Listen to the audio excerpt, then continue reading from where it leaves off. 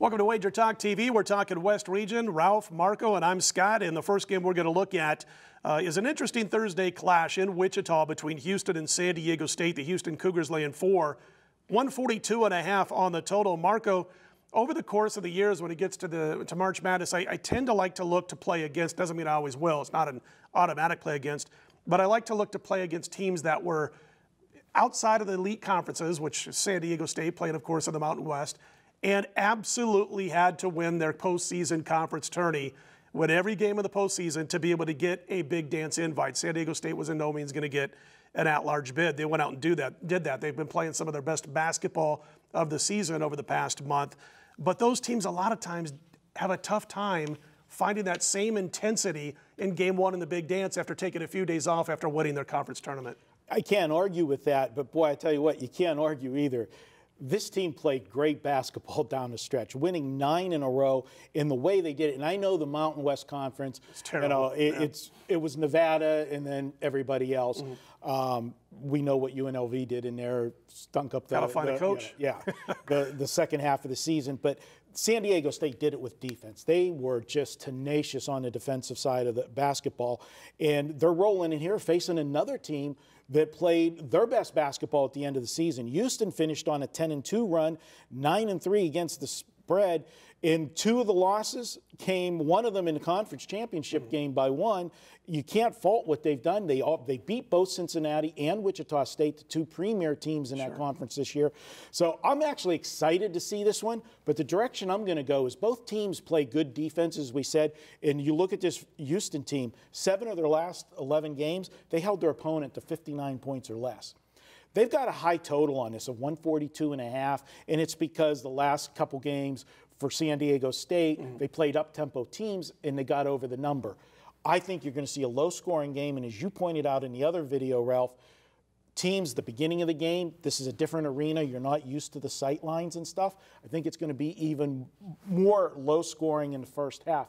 I'm taking first half under in this one. It's funny with this particular game. I'm watching that. I had Houston as a best bet at WagerTalk plus the points over Cincy on Sunday.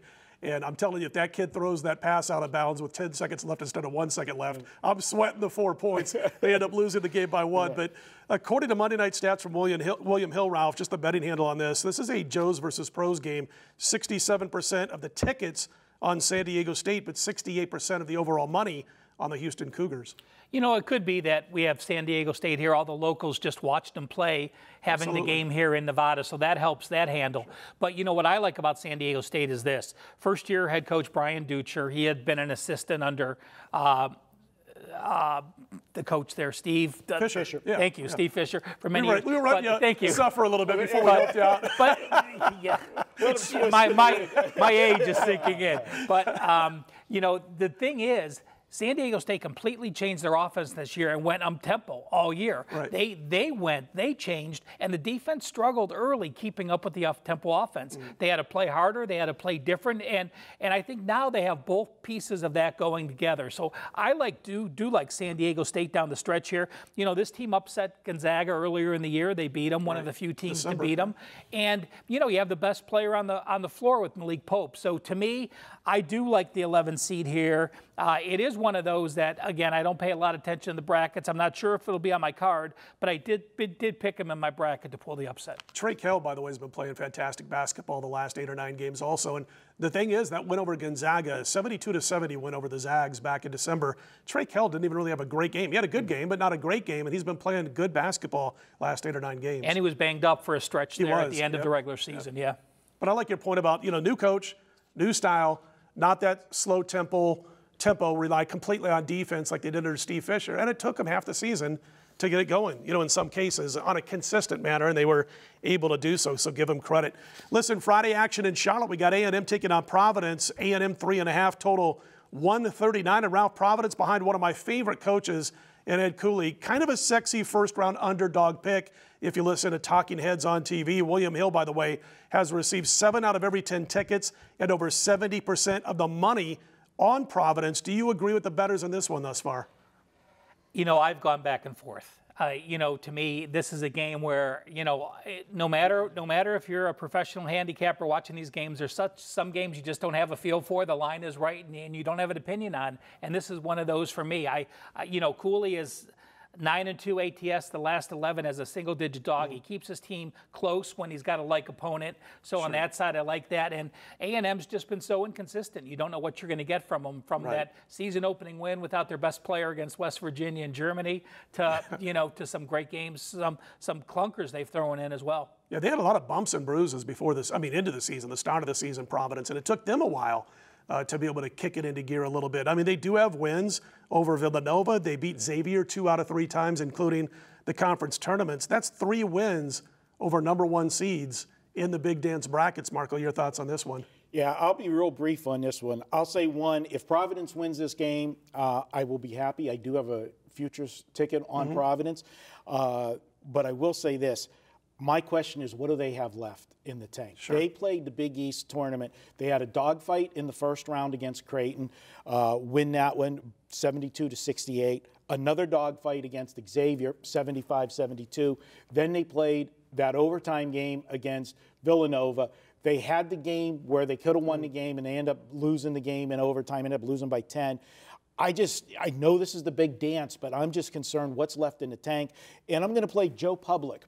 If I'm Joe Public that just watches the games on the weekend, and I just saw that Big East championship game, and I saw them take Villanova, which is so many people's pick to win this year, take them to the limit, and they're getting points from Texas A&M, I can't jump on Providence fast enough. And we know when they look, and the sharp money right now is on Providence. It's not just Joe Public. But I get what you're saying. Yeah, it just, to me, I looked at this line, and I thought 3.5. And I don't care about Joe Public. They win 50% of the time anyway.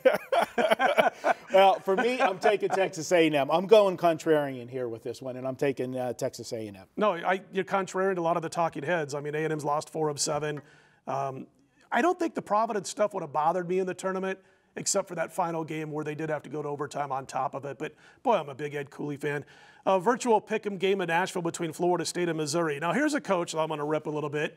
Leonard Hamilton probably had his best team he's ever had at Florida State last year, and they just laid an egg in the tournament. He does his usual choke job when it comes to coaching his basketball team when things matter the most. Virtual pick'em game in this one, Marco. I don't know, man. It's tough for me to back Leonard Hamilton with my money when it gets to March Madness, and I'm probably extra ticked off at him because I had a 100-to-1 ticket on him last year that I got in December. And then, of course, like I said, he just choked it away like he tends to do when it comes to March. Is he going to choke it away against Mizzou in a, basically a pick'em game, or do you like the Seminoles to get the win? I think we all had a ticket on Florida State last year. I remember us when we were doing our radio. I think Matt Holt had about 43 tickets on Florida State. That may have something to do with that, right? Yeah. And, but you know what? Florida State, this one, of all the games we're doing, this is the one I had the most trouble with, because you look at these two, it's like pick your poison here. Which one do you want? Neither team played well down the stretch. Florida State limped to the finish line, 4-6 straight up, but a dismal 1-8-1 against the spread. And that's, in us being out here in Vegas, that's what we're concerned about. And then I look at Missouri, losses at the end of the season. You lose to LSU, Mississippi, and Georgia. Those are 3 of the 5 bottom teams, 5 of the bottom teams in the SEC. I'm just not thrilled with this, and I'm going to go with the situation. I'm going to take Florida State just by, I think they're the lesser of the 2 evils, but I'm not excited about this one at all. Ralph? What do you get with Missouri? Michael Porter, who's going to be a top 5 pick in the NBA draft if he's healthy, came back on Sunday, or their final game, and they were not fluid. He totally set a different vibe to the team. Now, he'll be playing in the tournament, but Missouri is still without Jordan Burnett. Their leading scorer and second leading rebounder.